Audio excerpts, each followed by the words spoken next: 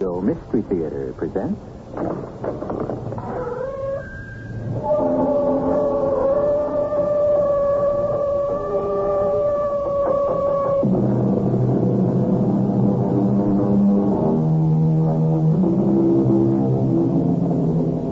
Come in. Welcome. I'm E.G. Marshall, bringing you, hopefully, an enjoyable shudder. Certainly, fans of the occult like the dark and dangerous tales we spin because of the vicarious enjoyment that comes from the delicious shiveries of the supernatural. But let me issue a warning to all you ghost lovers. Do not, I repeat, do not ever make the mistake of thinking that ghosts are fun. Mrs. Mary Boyne and her husband did, and this tale tells what happened to them.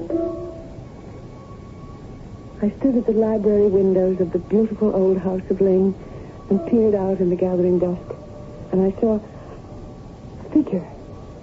For a moment, a shudder ran through me. I thought I'd spotted the elusive ghost of Lane. And when the figure entered the library, I gasped. What's the trouble, Mary? Would you believe it, Ned? I mistook you for our elusive ghost. Oh, Mary. Mary, we've had a great marriage up till now, and my problems stem from America and not from any crazy old ghost. And if you'll forget the ghost, we'll all be a lot happier.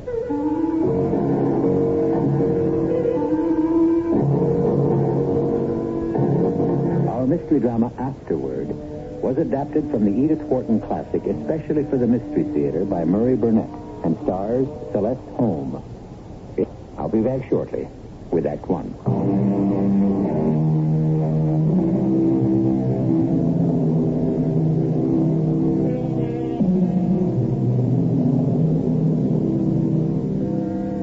Remember the phrase, Kilroy was here, so popular back in the days of World War II? I feel certain most of you remember, but if we go back a few years farther, how many of you recall the phrase, the little man who wasn't there? What do all these phrases have to do with our tale? Well, stretching a point, we might say that our story concerns the ghost that wasn't there, or at least not when you expected him.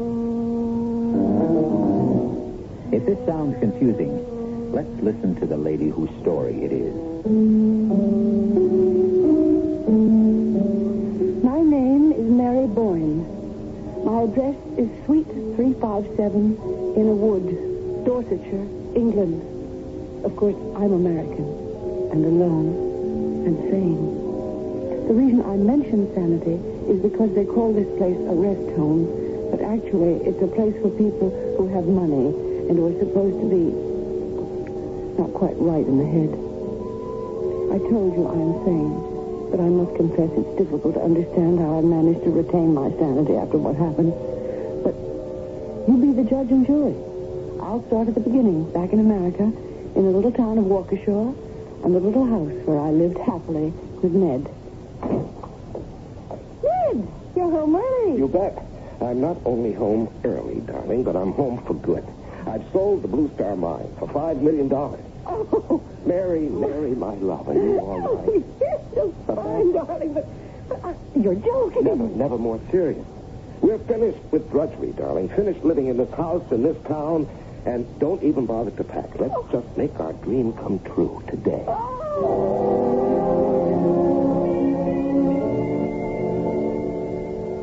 I know that Americans are often impulsive, generous, and even, forgive me, sometimes a trifle foolish. But I must say, Mr. and Mrs. Boyne, you are something new in my experience as a realtor. Well, is that a nice English way of saying you don't have a suitable house for us? Not at all, Mr. Boyne. Oh, please forgive my husband, Mrs. Stair, but our search for a house in England is the answer to what both he and I have always considered an impossible dream.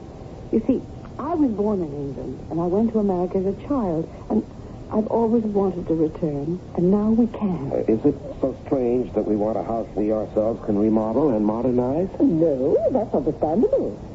But to be so far from any means of transportation. Perhaps I should say that Ned and I are really looking for two things. To get away from our old lifestyle in America and to find our roots. Yes, I house that seems to be made to order for your specifications. It's been on the market for years because it needs so much remodeling, and it's 14 miles from the nearest rail station. Great. Let me finish. It was built in the time of the Tudors. Needs a tremendous amount of modernization, particularly in the matter of heating and hot water. Sounds super to me. But how about a ghost, Mrs. Stair? Oh, Dorsetshire, full of ghosts. That's nice. But I did so want one of my own, right on the premises. Mrs. Boyne, you shouldn't ask for anything like that. There is a traditional ghost that goes along with the house. Particularly nasty ghost. Ghosts are a rather strange one. Strange? How so? Because the history of the ghost of your house at Ling is that no one knows that they see the ghost until long afterward. Well, that's crazy. What in the world makes a ghost, except for the fact that you know when you see it?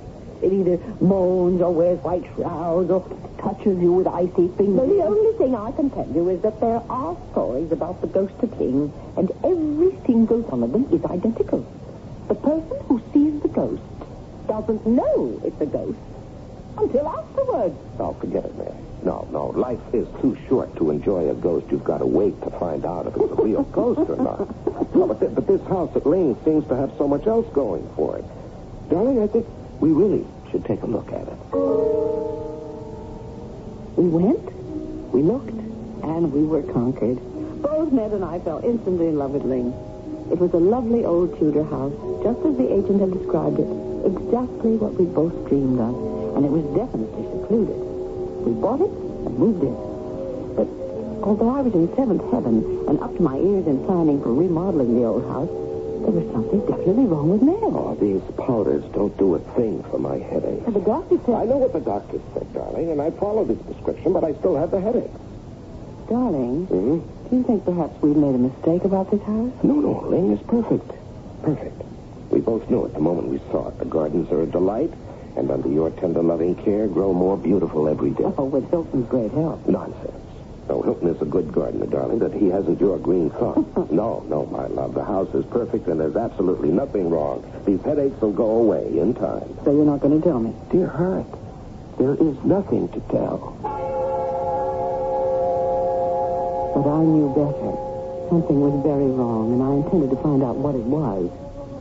Lydia Westlake was the village librarian and had been ever since the oldest inhabitant could remember. Well, Mrs. Boyne, what a pleasure. Is there anything I can do for you? Miss Westlake, I really must apologize for not coming to see you in this lovely old library before. Oh, my dear, no apologies necessary. Everyone in town knows how busy you've been patching up Ling. Well, that's one reason I'm here. To ask if you have any books about the history of Ling. Oh, you mean about the architecture? Oh, not exactly.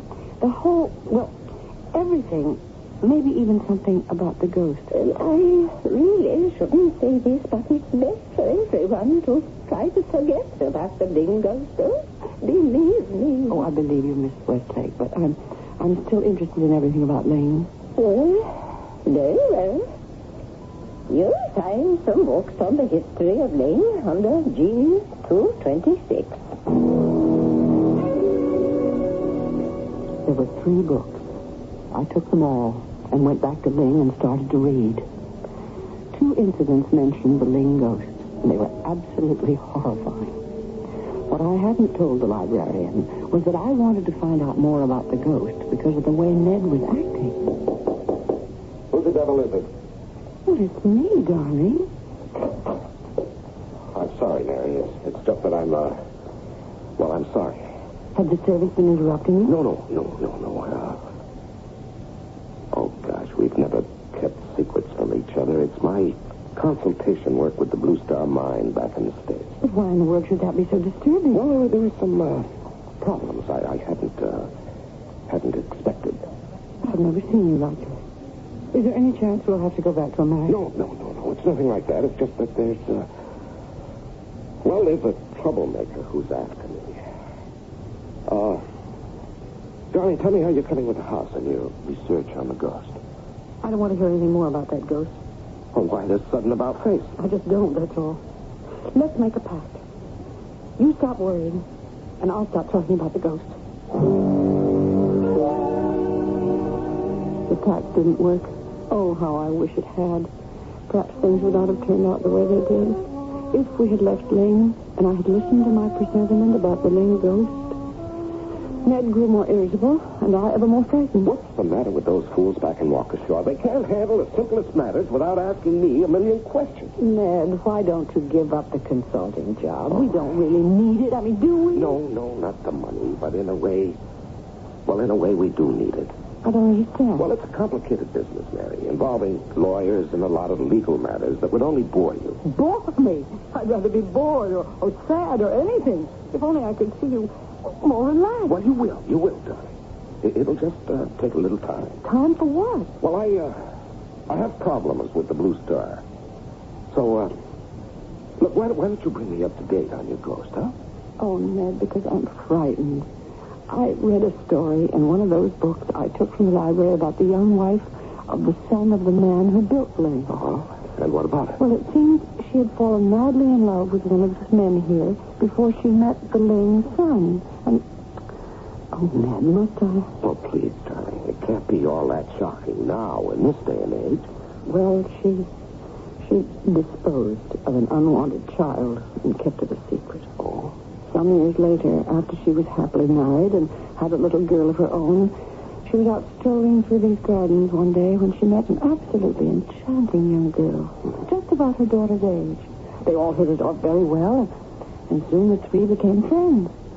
The only thing was that they couldn't ever figure out where this enchanting child lived or who were her parents.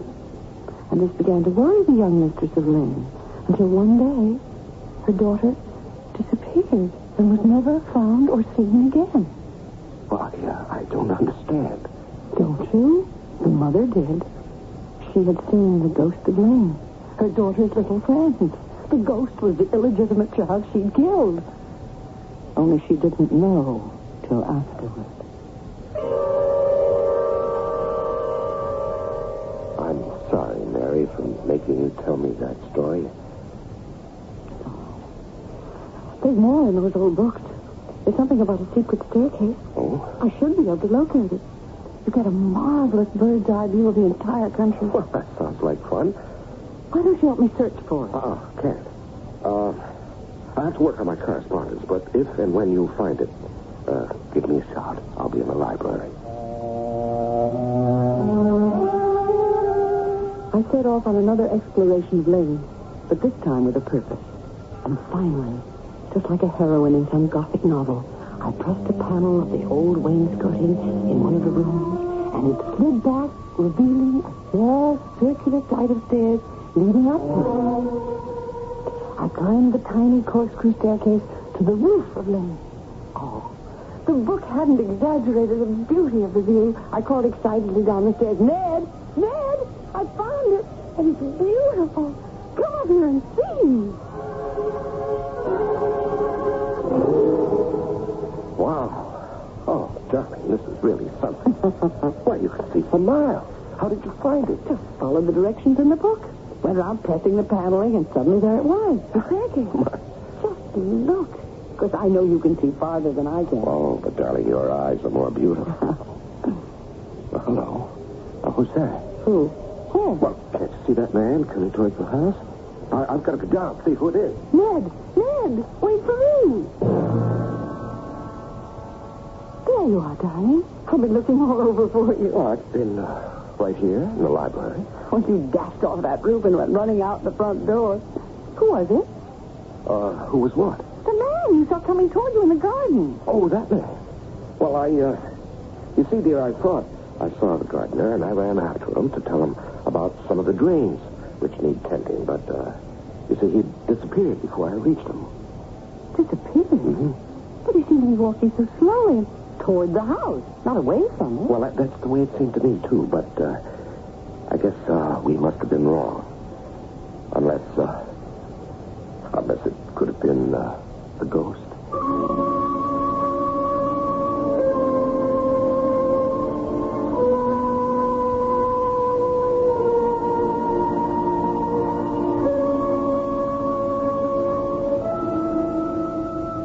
we all know there are no such things as ghosts. Or at least some of us know. But one thing we would all agree upon is that if there really are ghosts, they won't go away even if you don't mention them. I'll be back shortly with more mention and more answers to the mysterious ghost of Ling.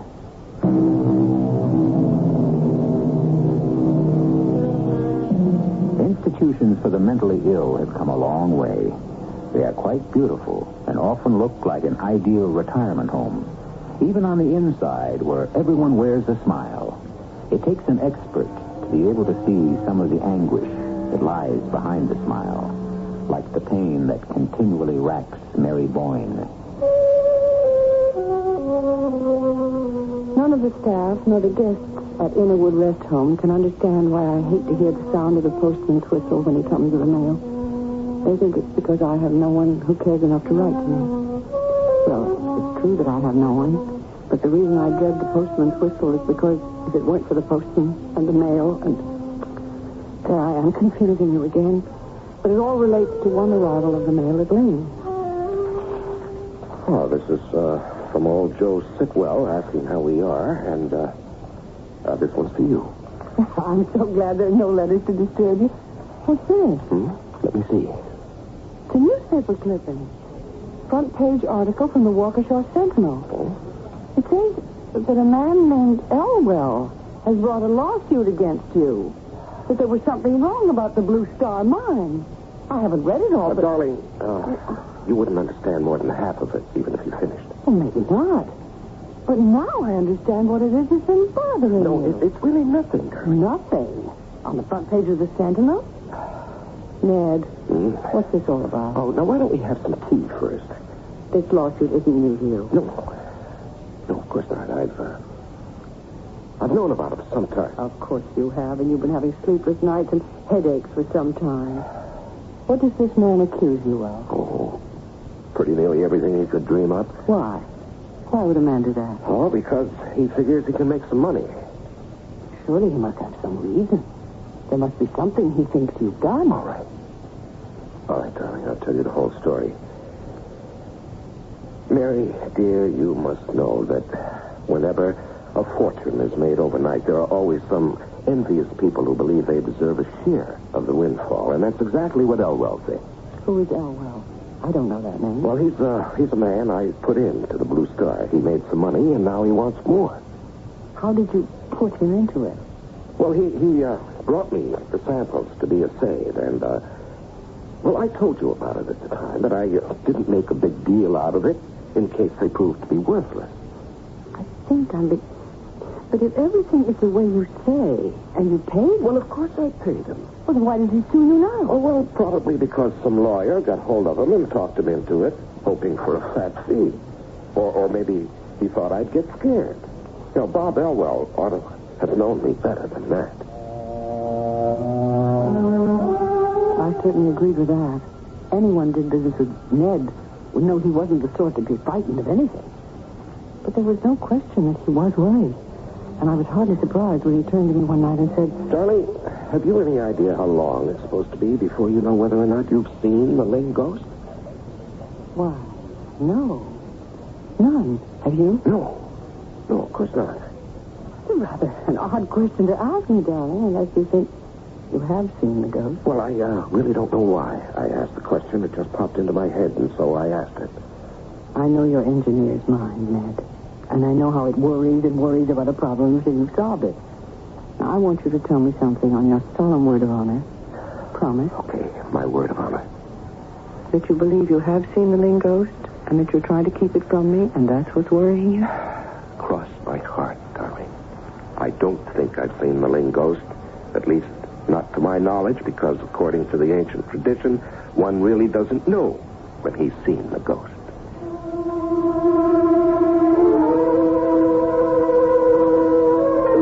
And with that, I had to be satisfied. I knew my husband. There was no more to be gained from questioning him.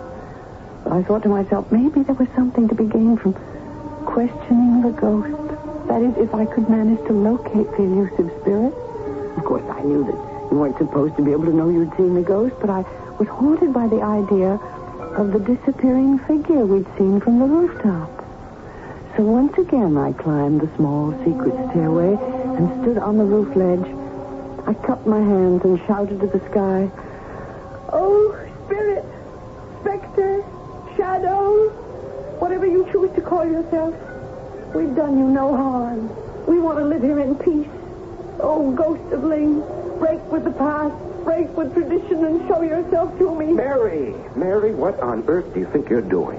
That's obvious, isn't it, darling? Well, if you mean you're making a darn fool of yourself, and incidentally of me, yes. Well, I'm sorry if I was stupid. It isn't stupidity, Mary. It's just this obsession of yours with a ghost. You're only adding to my worries. I don't want that. You know I don't want that. Well, then maybe we should leave, Ling. Oh, but I love this house, and so do you. Well, but I think there's something else we have to do, and let's get right on with it.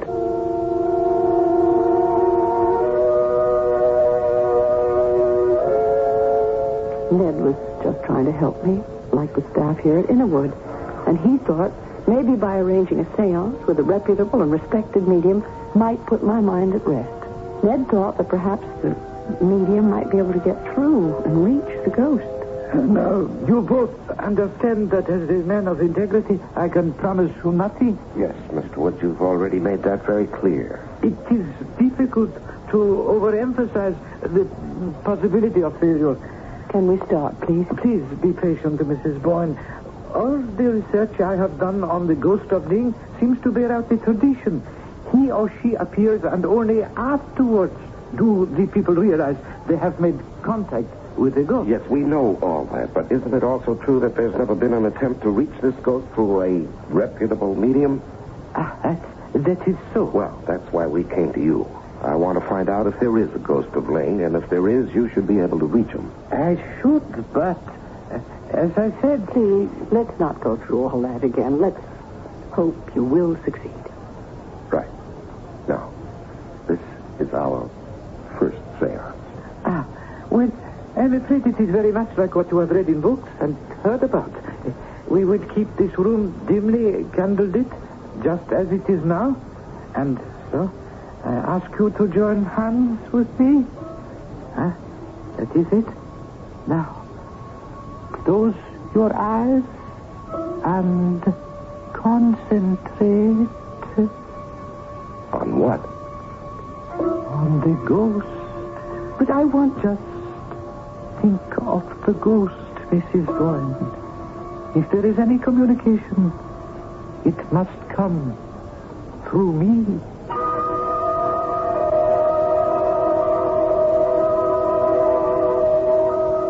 Is that all? Is it over now? It is over. Yes. Well, you said you might fail. I did not fail.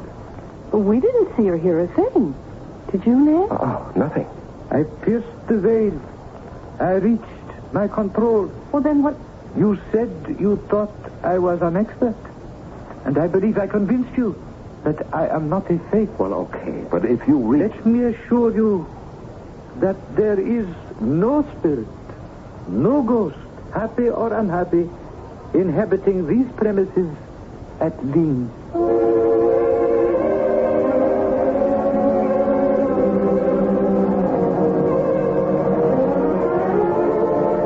Ned, tell me, did you believe Mr. Woods? Well, darling, he's supposed to be the best, and he said there definitely wasn't any ghost at Ling.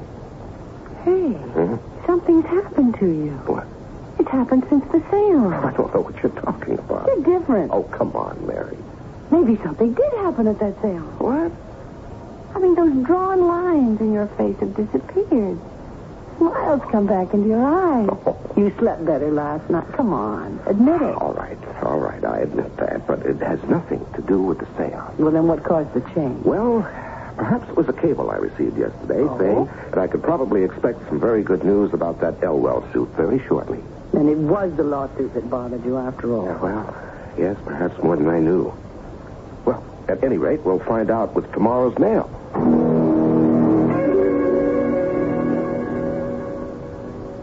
Has the mail come yet? No, not yet, darling. Anyway, I thought you were going to be all taken up with that engineer from Dorsetshire who's going to show us how to install a hot water system.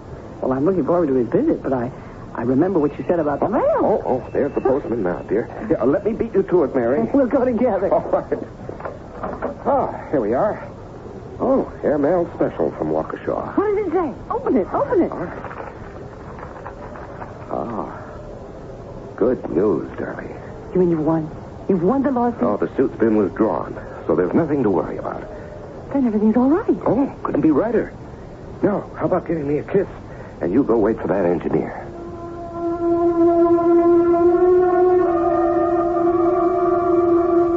One of the strangest things I remember was my total sense of security as Ned held me in his arms. I left Ned and walked out of the garden. Oh, the day was beautiful. It seemed even brighter than it actually was because of the change in Ned. As I walked along the flagstones, I heard footsteps behind me. I stopped and turned. I came to see Mr. Boyne. I'm Mrs. Boyne. Do you have an appointment with my husband? I think he expects me. Well, he's working on a book, and so he never sees anyone in the morning. Oh. Wait. You seem tired. Have you come a long way? Yes, I have come a long way. Well, then I suppose if you'll go to the house, my husband will see you. You'll find him in the library. It's that way. I watched the stranger enter the house, and then I went to find the gardener, and soon the engineer arrived. And the morning just sped by. We'd finished with the plans for the hot water system, and it was time for lunch. I went to the dining room, but Ned wasn't at the table. Nor was he in the library. I remember calling, and then asking the servants whether they'd seen him. But Ned was nowhere to be found. Not at the luncheon, not in the garden, not in the house. He didn't come back that afternoon, nor was he there for dinner. By that time, I was frantic and called the police. The local police shook their heads and called in Scotland Yard.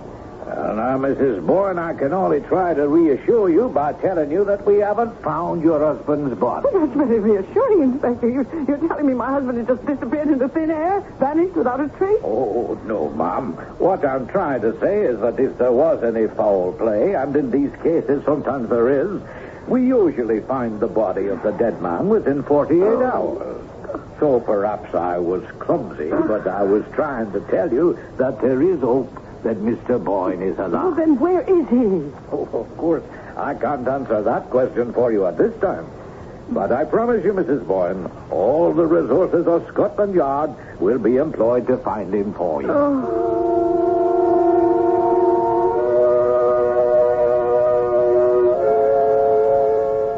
I must admit the inspector kept his word and also kept my hopes alive. The yard kept me up to date on every development. But alas, they were so pitifully few. They did nothing to nourish my hope that my darling Ned would soon come back to me.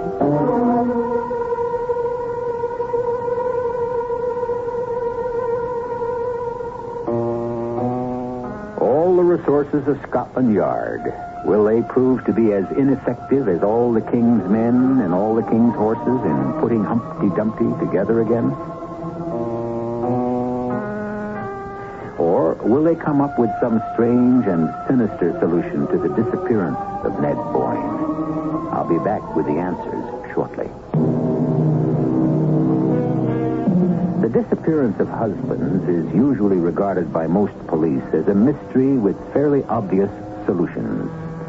Most commonly, the police look for the runaway mate who's been unable to cope with a nagging wife, or, secondarily, a woman who has decided to strike out looking for a new mate by disposing of the old one. Of course, neither of these theories was even entertained for a moment by Scotland Yard in the case of the disappearance of Ned Boyne. Now, Mrs. Boyne, we all know what a good marriage you and Mr. Boyne had, but we're momentarily at a loss. A man just doesn't vanish off the face of the earth. Not without leaving clues.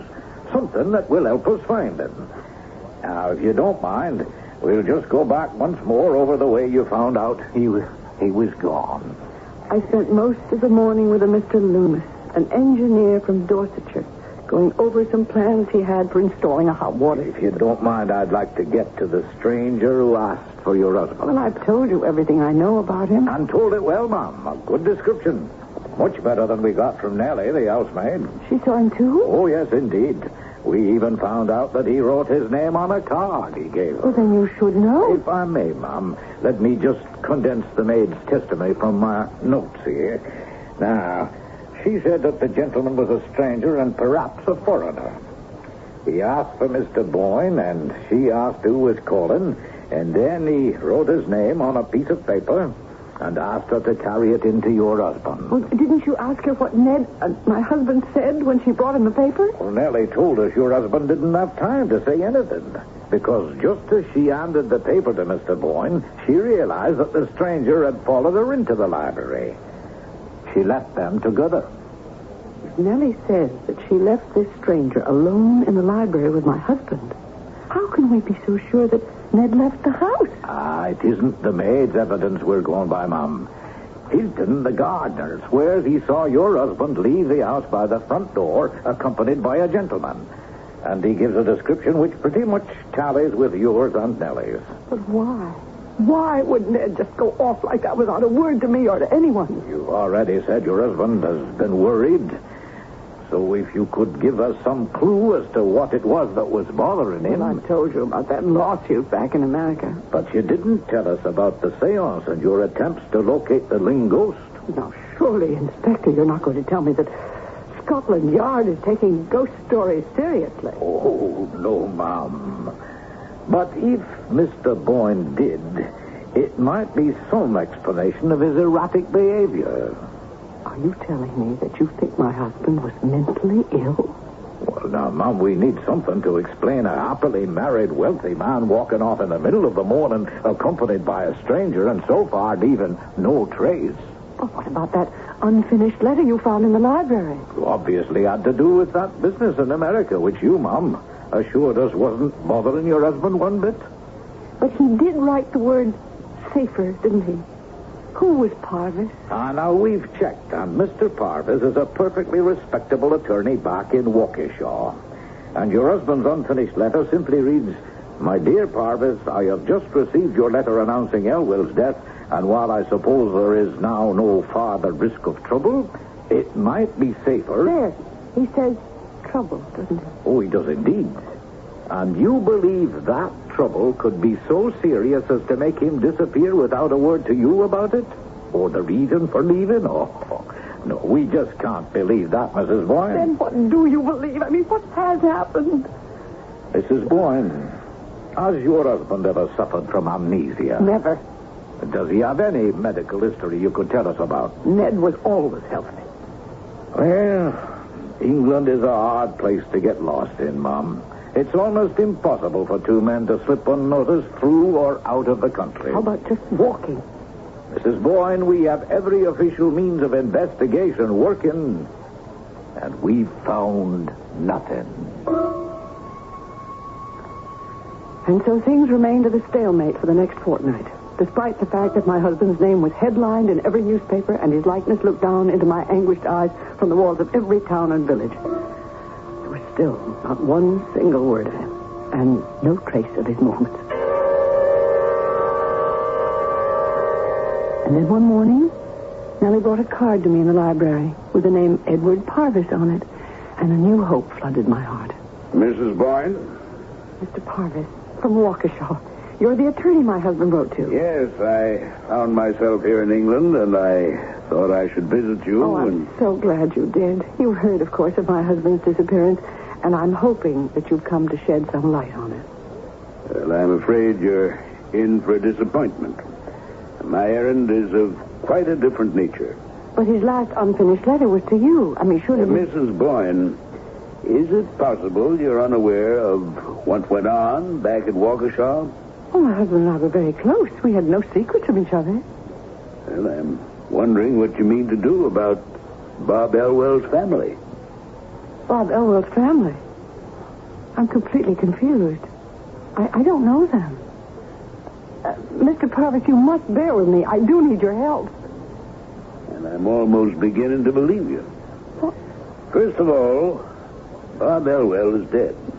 His wife's a proud woman, and she fought on as long as she could. It's come out now how badly off the family is, and we're taking up a fund for her. Elwell. Wait. That was the man Ned told me had helped him with the Blue Star. That's what he told you, is it? Well, it's true, isn't it? Well, it's true, and yet well, all I can say is that it was business. I don't understand at all. Bob Elwell just wasn't smart enough, let's put it that way. It's the kind of thing that happens every day in business.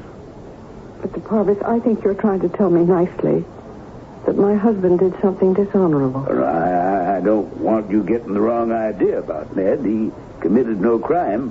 What exactly did he do? He went into business with Bob Elwell, and Bob should have been more careful about what he signed. Why don't you come right out and say that Bob Elwell should never have trusted Ned? Well, it was Elwell's claim that he came to Ned with the first samples from the Blue Star. You see, the Blue Star had been started and then abandoned. And Elwell believed there was a chance the previous owners had quit too soon. But he came to my husband with this sample. That's right. And your husband assayed. They both wanted to keep the whole thing quiet because if there was any chance the Blue Star was still worth something, well, I don't have to tell you what that would have meant. And Ned decided that the Blue Star was still a gold mine. Right. Your husband and Elwell had to buy the Blue Star. They bought it together? They did. Elwell borrowed most of the money he put up to purchase the mine.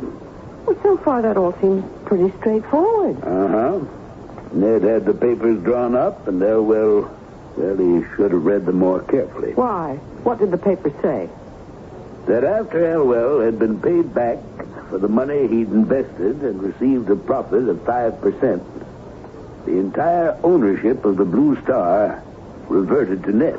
Oh, no. Well, it was business, Mrs. Boyne. Elwell didn't have to sign it. Evidently his lawyers felt that there was some merit to his claim when he sued Ned recently. Well, they soon found out they didn't have a leg to stand on. But if Elwell was so badly off, where did he find the money to hire lawyers?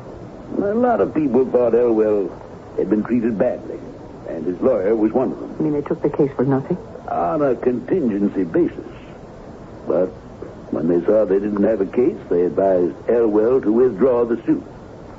Elwell became despondent and shot himself. Shot himself? He killed himself because of that? Well, he didn't kill himself exactly. He dragged on 2 months before he died. And he tried to kill himself and failed? And then tried again? No. He didn't have to try again.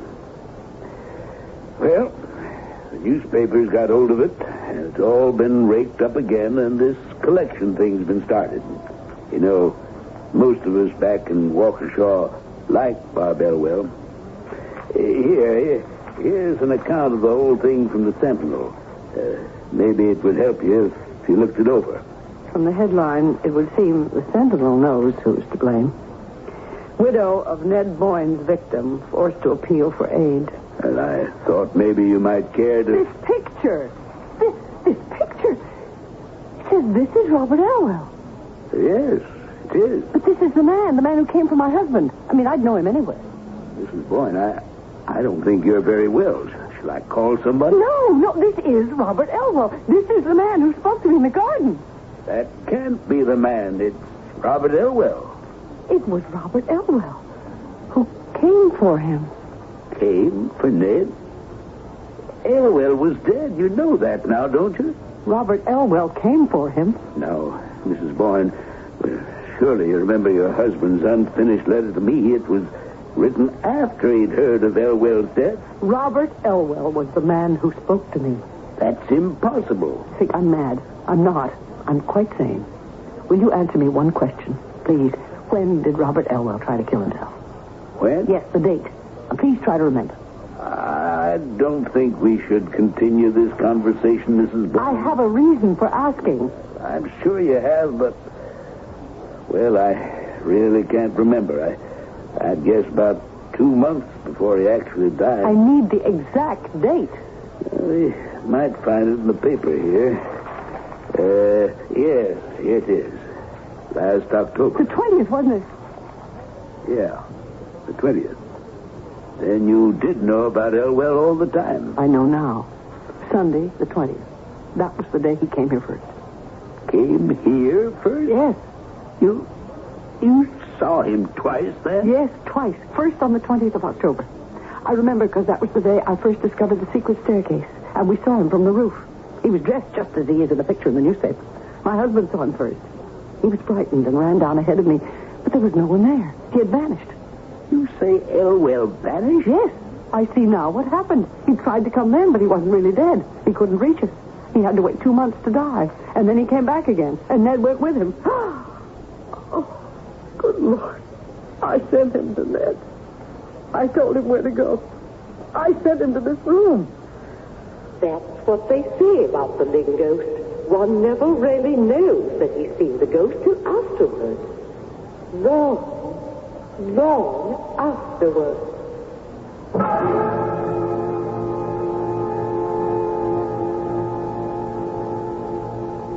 All the doctors at the rest home where they're treating Mrs. Mary Boyne are convinced that she's suffering from an almost historic sense of loss and bereavement because of the inexplicable disappearance of her husband. They're also all convinced that if only they could furnish her with a satisfactory explanation of that disappearance, she would be cured. But of course, we know better. At least, we who believe know that it's the explanation rather than the disappearance that's the root of her trouble. I'll be back in a moment.